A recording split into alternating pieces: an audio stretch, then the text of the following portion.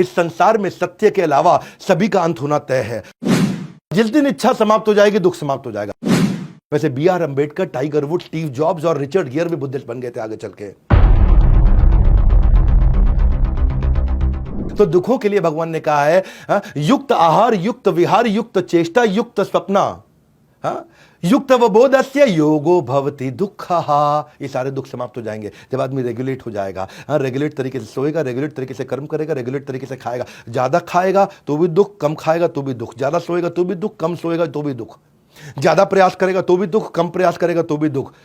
और जो व्यक्ति थोड़े में खुश रहता है वो सबसे ज्यादा अधिक खुश रहता है। तो भगवान ने कई तरह से भगवत गीता के सारे प्रिंसिपल्स को एस्टैब्लिश करते चले गए। और आज की आखिरी कहानी, डिड वर्सेस डू। एक गांव के अंदर से जब भगवान निकले तो वहां कुछ अमीर लोग आए, बहुत अमीर लोग, वहां के राजा, बड़े बड़े व्यापारी आए, बड़े बड़े गिफ्ट लेकर के।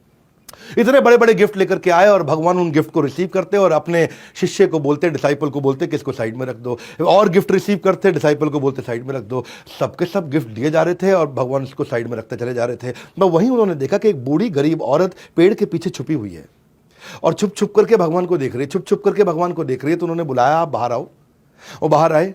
जैसे ही बूढ़ी औरत आई तो उन्होंने कहा कि भगवान मैं आपके सामने इसलिए नहीं आ पा रही क्योंकि मेरे पास आपको देने के लिए गिफ्ट नहीं है। और आधा खाया हुआ सेब था, उसने तुरंत वही भगवान को पकड़ा दिया और भगवान मुस्कुराए। उन्होंने से आधे खाए हुए झूठे सेब को उठाया और खाना शुरू कर दिया। सारे शिष्य बोले कि भगवान इतने बड़े बड़े गिफ्ट आए, आपने वो रिसीव किए नहीं, साइड में रख दिए। इसने झूठा आधा खाया हुआ सेब, उसको आपने खा लिया। तो भगवान ने उत्तर दिया, बड़ा सरल से मेरी बात को समझो, सरलता से। भावग्राही जनार्दन, कि मैं भाव को ग्रहण करता हूं।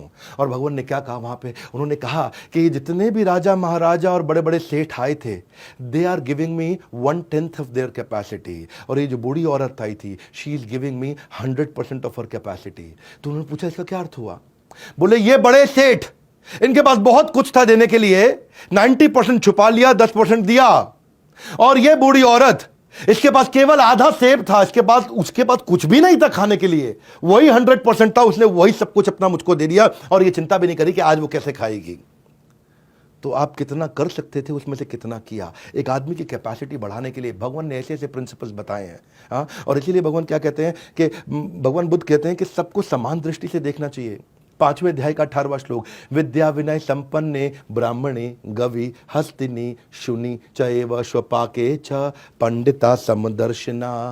कि एक पंडित व्यक्ति ब्राह्मण को, गाय को, हाथी को, कुत्ते को मार के खाने वाले को, इन पांचों को एक ही दृष्टि से देखते हैं। पंडिता समदर्शिना। असली खुशी सब कुछ प्राप्त कर लेने में नहीं है, असली खुशी सब कुछ दे देने में है। और भगवान समान दृष्टि से सबको देखते थे। और फिर एक समय आया कि भगवान ने अपनी लीलाओं को समाप्त किया। मैं आज कम से कम 108 कथाएं बता सकता था, 12 कथाओं पे ही वीडियो बहुत लंबा हो गया है।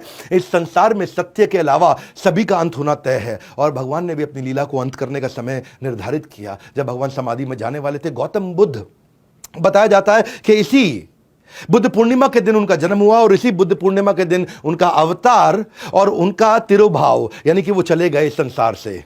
और उस समय वो आधा लेटा हुआ पोज, आपने भगवान बुद्ध की कई ब्यूटीफुल मूर्तियां देखी होंगी, उनके डिटेल्स देखी होंगी जिसमें वो आधे लेटे हुए हैं ऐसा हाथ रख करके। वो उसको बहुत सेक्रेड माना जाता है बुद्धिज्म धर्म के अंदर, जब वो आधे लेटे हुए और अपनी बाकी की बची हुई डायरेक्शंस दे रहे थे कि इस धर्म को आगे कैसे लेके जाएंगे।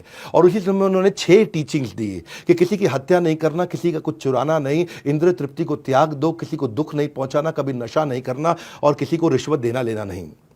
3 उन्होंने नोबल ट्रूथ दिए। क्या बोला कि दुख आएगा ही आएगा और दुख का कारण इच्छाएं हैं, और जिस दिन इच्छा समाप्त हो जाएगी दुख समाप्त हो जाएगा। 3 बातें, बहुत सुंदर बातें, बहुत सुंदर ज्ञान दिया उन्होंने कि दुख अपरिहार्य, अनअवॉइडेबल, आएगा ही आएगा और इच्छाएं दुख का कारण है। जिस दिन इच्छा समाप्त हो गई दुख भी समाप्त हो जाएंगे। ब्यूटीफुल लर्निंग्स, ये अपने सारे बच्चों को दिखाइएगा इस वीडियो को। बुद्धिज्म में आज 520 फॉलोअर है पूरी दुनिया के अंदर, लगभग 7% पॉपुलेशन।